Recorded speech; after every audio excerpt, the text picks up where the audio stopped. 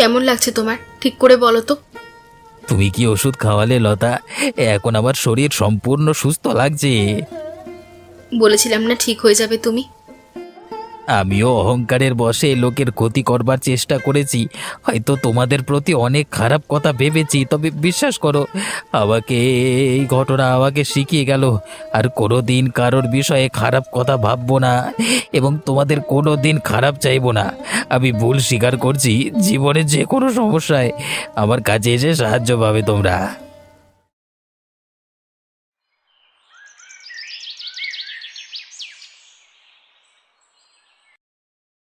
আমি তোমাকে বলেছিলাম না লতা, একদিন আমরা ঠিক সফল হবই। সত্যি তো, তুমি যা বলেছিলে সব মিলে গেল। সবাই যে আমাদের রান্না খেয়ে এত আনন্দ করছে, ব্যাপারটা খুব ভালো লাগছে। আমরা যদি এভাবেই দোকানটা চালিয়ে যেতে পারি তাহলে আমাদের পকেটেও কিছু পয়সা আসবে, সংসারটা চলে যাবে, আর একদিন দেখবে সৎ পথে থেকে আমরা সফল হতে পারবো। আজকাল কেউ সৎ পথে থেকে সফল হতে চায় না। তার কারণ হচ্ছে যে সৎ পথে থাকতে গেলে অনেক ত্যাগ স্বীকার করতে হয়। আমাদের কি দেখো না, জীবনে সবকিছু থাকতেও কিরকম ঘর ছেড়ে চলে আসতে হলো। আর এলাম বলি আমরা জীবনে নতুন দিশা দেখতে পেলাম। সেটা অবশ্য একদিক থেকে ভালোই হয়েছে, এখন আর অন্যের ওপর নির্ভর করে বাঁচতে হবে না।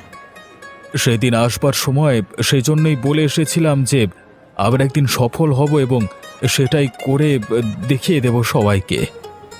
আর সেটা করতে পারা গেছে বলেই আজ আমি খুব খুশি। তোমাকে যে জীবনে খুশি করতে পেরেছি এটাই আমার একমাত্র সুখ। এইসব উল্টোপাল্টা খাবার আমি খাবো না। কি ভাবোটা কি তোমরা? আমাকে যা খাওয়াবে আমি তাই খাবো। আমার লক্ষ্মী পূজা জেদ করে না মা, এরকম জেদ করতে নি। তাহলে কি করবে আমাকে একটু স্পষ্ট করে বলবে? কি চাস তুই? তোর কি খেতে ইচ্ছে হয়েছে? এরকম বর্ষার দিনে আমি কাতলা মাছের ঝোল খেতে ইচ্ছে করেছে। তোমরা যদি খাওয়াতে পারো তাহলে খাওয়াও, নাহলে আমি কিচ্ছু খাবো না, মুখে ভাতই তুলবো না। তুই এখনের মতো খেয়ে নে মা, আমি যে করি হোক তোর জন্য জোগাড় করে আনবো। তুই তো আগে কখনো জেদ করতিস না, হঠাৎ করে এরকম কেন করছিস? আমি তোমাদের কাছে কোনো ইচ্ছে প্রকাশ করি না বলে আমায় কিছু খাওয়াও না, তাই আমি জেদ করছি। ঠিক আছে, তুমি ওর উপর রাগ করো না, আমি যে করি হোক জোগাড় করে আনবো পছন্দের খাবার, কথা দিচ্ছি। যদি কথা দিয়ে না রাখতে পারো তাহলে খুব খারাপ হবে, জেনে রেখো।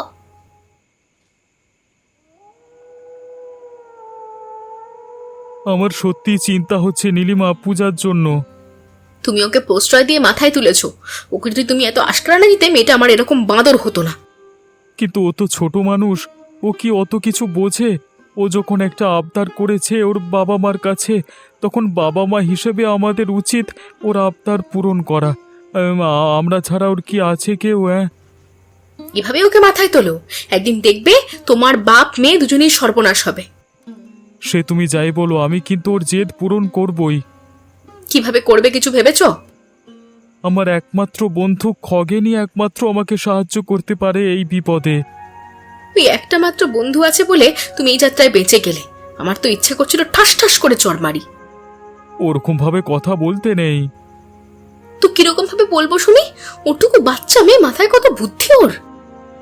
সেটা ভাবা আমাদের কাজ নয়, আমাদের কাজ হলো ওকে একটা সুন্দর শৈশব উপহার দেওয়ার এবং স্বপ্নগুলো পূরণ করা। যা ভালো বোঝো করোগে। তবে আমাদের মেয়েটা নিশ্চয়ই খুব খুশি হবে, বলো? খুশি করার জন্য যখন এত কাণ্ড করেছো তখন নিশ্চয়ই খুশি হবে।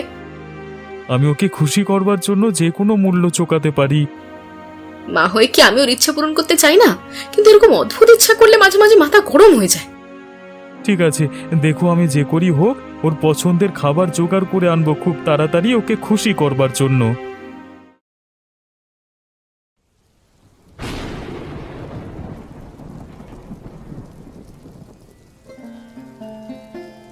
সেদিন তুই বলেছিলিস যে বন্ধু হিসেবে বন্ধুর পাশে থাকবি তুই, আর তোকে পাশে চাই ভাই আজকে।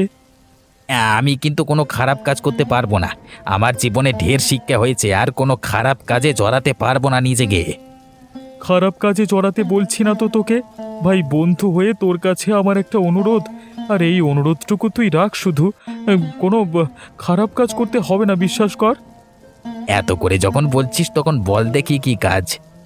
আমার মেয়ের হঠাৎ করে বর্ষার দিনে কাতলা মাছের ঝোল খেতে ইচ্ছে হয়েছে, কিন্তু এর মধ্যে কোথা থেকে আমি কাতলা মাছের ঝোল জোগাড় করে আনবো বলো তো?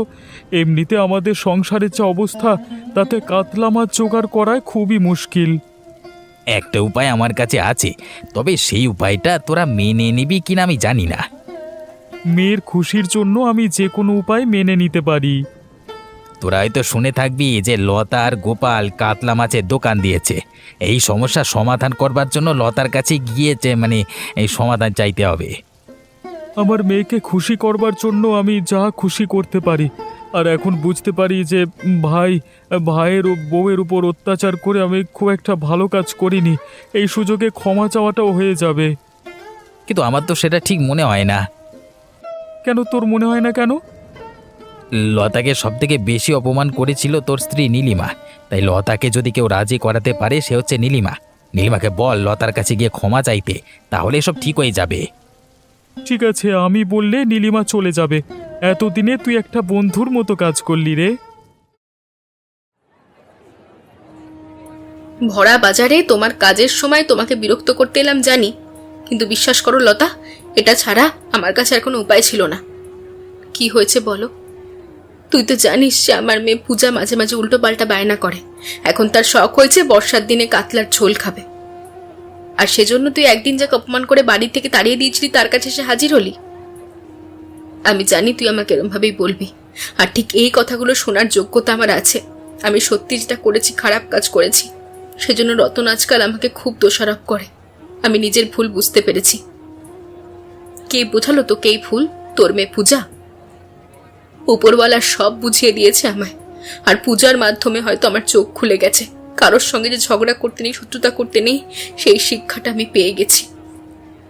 কারোর সাথে আর ঘরের লোকের সাথে অনেক তফাৎ আছে বুঝলি। তুই তো ঘরের লোকের সাথেই করে বসে আছিস, সেজন্যই তো হাত জোর করে ক্ষমা চাইছি তোর কাছে, আমায় ক্ষমা করে দে। আর তাছাড়া সংসারের অবস্থা খুব খারাপ, কিভাবে যে ঘর চালাবো সেটাও বুঝতে পারছি না। তুই যদি সেই বিষয়ে কিছু সাহায্য করতে পারতিস ভালো হতো। দেখ, আমি ওই বাড়িতে আর ফিরে যাব না। নিজেকে যখন নিজের মতো করে বাঁচতে শুরু করেছি, নিজেদের মতো করেই বাঁচবো। তবে পূজা আমারও মেয়ে, তাই ওকে কাতলার ঝোল করে আমি খাওয়াবো। আর হ্যাঁ, আরও একটা প্রস্তাব আছে তোর জন্য। তুই আমার বুকের বোঝাটা হালকা করে দিলি। বল কি প্রস্তাব? তোর যদি সংসারে অভাব এসেই থাকে তাহলে আমার ব্যবসায় যোগদান দে। আমরা যমজ বোন যমজ বউ রান্না করে সবাইকে খাওয়াবো, আর এতেই আমাদের সংসার জীবন হেসে খেলে কেটে যাবে। তুই যেটা বলেছিস সেটাই হবে, আমি মেনে নিলাম। ঠিক আছে, তবে তাই হোক।